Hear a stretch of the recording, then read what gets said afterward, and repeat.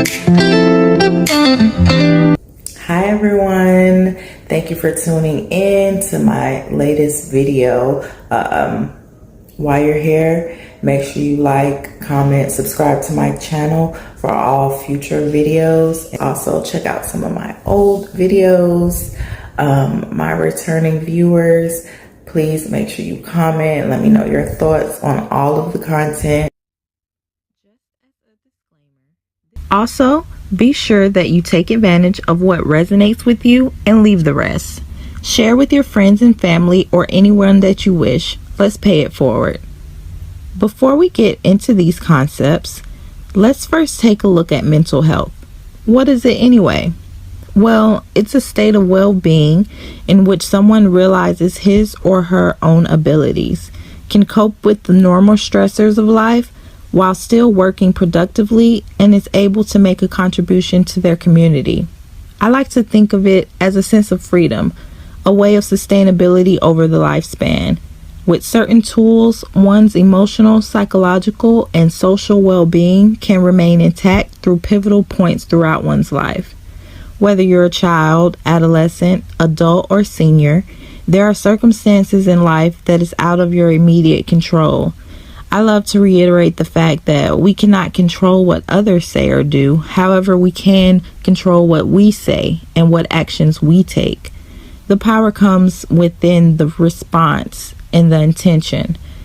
Our objectives in this video are to identify the relationship between thoughts, emotions, behaviors, and core beliefs, explore the inner workings of self-awareness, identify benefits and consequences of self-talk, and explore boundaries in relation to the external world. For the context of this video, we will use these definitions to create an illustration of what we are discussing.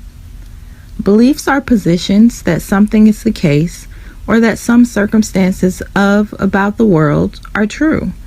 Thoughts are those intentional and unintentional instructions that manifest itself as the little voice in your head. Emotions are those sensations that are experienced during extreme polar shifts or even minor ones within our state of being. These sensations can manifest themselves to drive us forward or pull us back, depending on how we use them or lack thereof.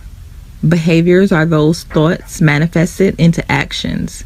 Sometimes these actions also turn into habits, which makes it even more difficult to alter if proposed as negative in one's life. Let's take a look at these definitions a little further. Your thoughts and beliefs are the little atoms that make up your actions. Those little atoms are encased within your conscious and unconscious mind. Such actions turn into behaviors that subconsciously and consciously turn into noticeable behaviors. The behaviors may include patterns that formulate habits. All the while surrounding these inner workings is your emotional state. Enclosed in these red hearts are your polar shifts, so to speak. Those little nuggets that make us unique in a sense. Why is any of this important? Well, as uniquely made up as we are, we all have a collective purpose, and in order to see what that purpose is, we must first align ourselves with ourselves. We must begin to investigate what causes discomfort, codependency, alienation, fear, and suffering, to name a few. When you're alive, you simply just need to live and be happy, whatever that means to you. Before we can combat external challenges, we must first become victorious over inner battles. That is the only way to successfully alter the things we see with our eyes, touch with our hands, taste with our mouths, hear with our ears, or smell with our noses. These senses are purely byproducts to what lies within us already, our inner knowing of what is. We solely just have to remember. Being self-aware allows discernment to become more streamlined. Instead of isolating components of one's life, we must begin to see how they work together, how they must work together in order to achieve balance. Please do not be misinformed. This is not a cure, but yet a toolbox of sustainability. We are all on an individual quest that happens to also be a collective one. Just as a pendulum swings, there is no movement without causation. What is will always be. However, it can be transformed. Let's move along to some benefits and consequences of self-talk. You know, it's funny how many times I've heard, "Oh, what are you doing? Talking to yourself? Only crazy people talk to themselves." This stigma is not only harmful, it is also coming from a misinformed place. In fact, we all talk to ourselves. How else will we formulate decisions? If there's no puppeteer, I'm pretty sure that the control is within reach. It's harmful because to allude to someone's sense of sanity based on your own perceptions is quite ignorant. There are no facts supporting these statements, therefore we have to look at intention.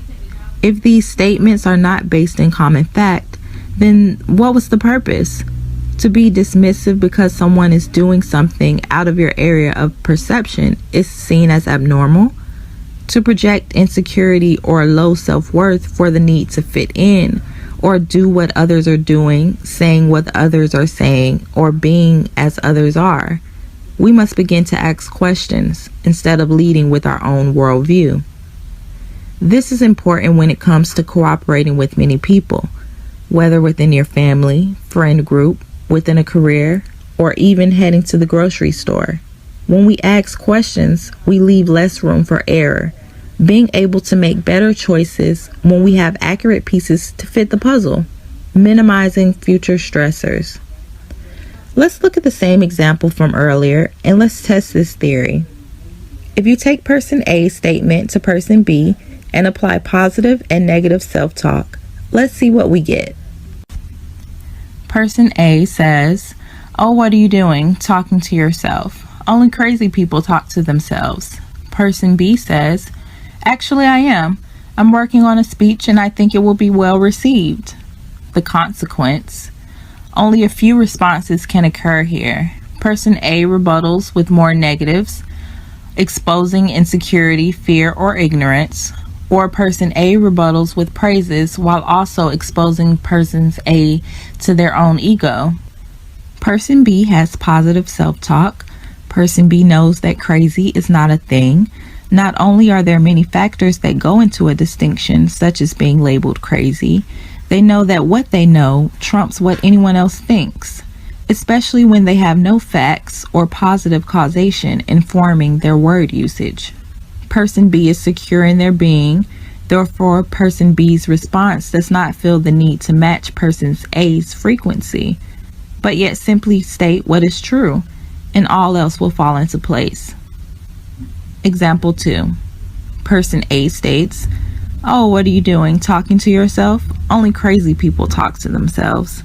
Person B states, "I'm not talking to myself. I was just thinking out loud."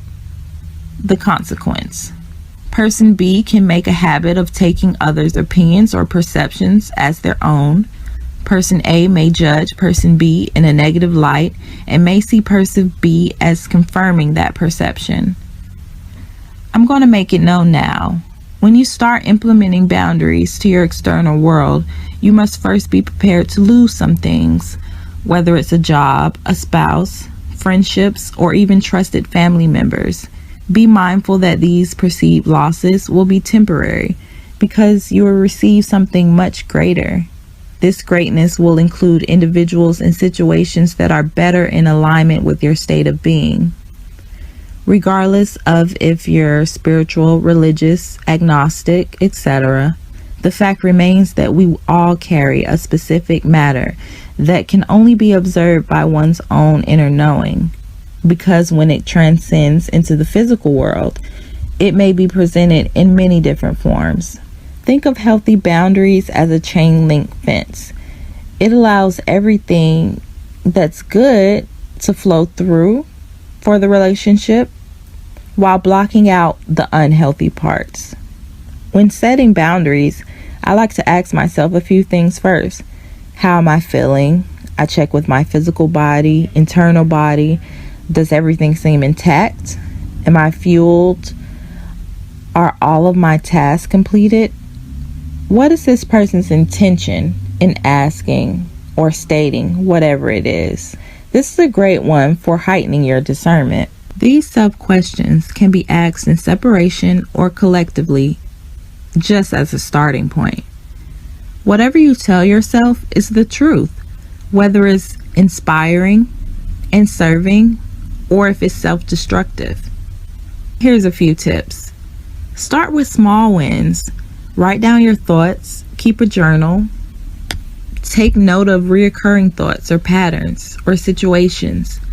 Task out your day, even if you do not complete everything. Utilize affirmations. Put them on your bathroom mirror or somewhere you spend a lot of time. Allow yourself to check in with yourself before you make decisions. Acquire details and seek support when needed. No one is ever alone. Thank you for tuning in. Remember to lead with love and lead with light. Also, like, share, and subscribe. Be well.